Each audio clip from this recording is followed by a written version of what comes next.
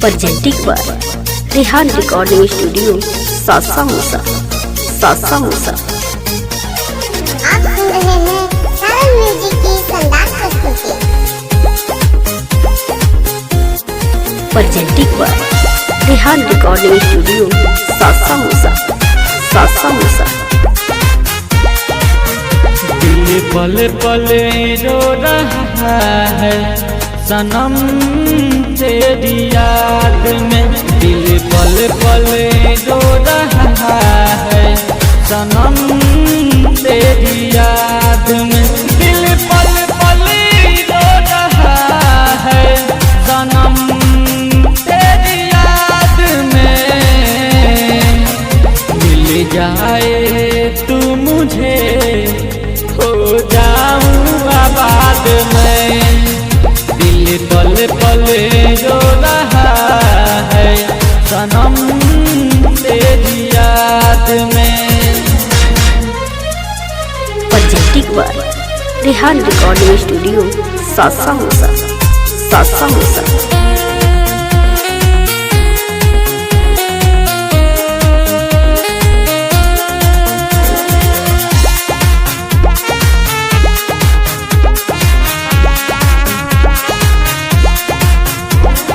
यादों को तेरी भुला ना पाऊं, चाहत को तेरी मिटा ना पाऊं। यादों को तेरी भुला ना पाऊं, चाहत को तेरी मिटा ना पाऊं। आ जाए मौत तो हो जाऊं आजाद मैं। आ जाए मौत तो हो जाऊं आजाद मैं। आ जाए मौत तो हो जाऊं आजाद मैं। दिल पल पल रो रहा है सनम तेरी याद में। दिल पल पल रो रहा है सनम तेरी याद में।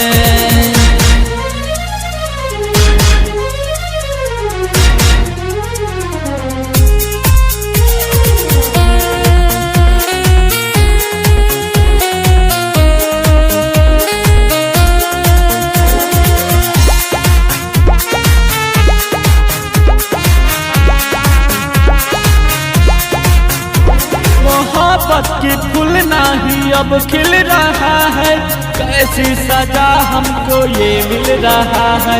मोहब्बत के फूल नहीं अब खिल रहा है, कैसी सजा हमको ये मिल रहा है। प्रेमी छोटे मुन्ने अनुप दीवाना चैन से न सो रहा है। प्रेमी छोटे मुन्ने अनुप दीवाना चैन से न सो रहा है। प्रेमी छोटे मुन्ने अनुप दीवाना चैन से न सो रहा है। दिल पल पल रो रहा है सनम तेरी याद में। दिल पल पल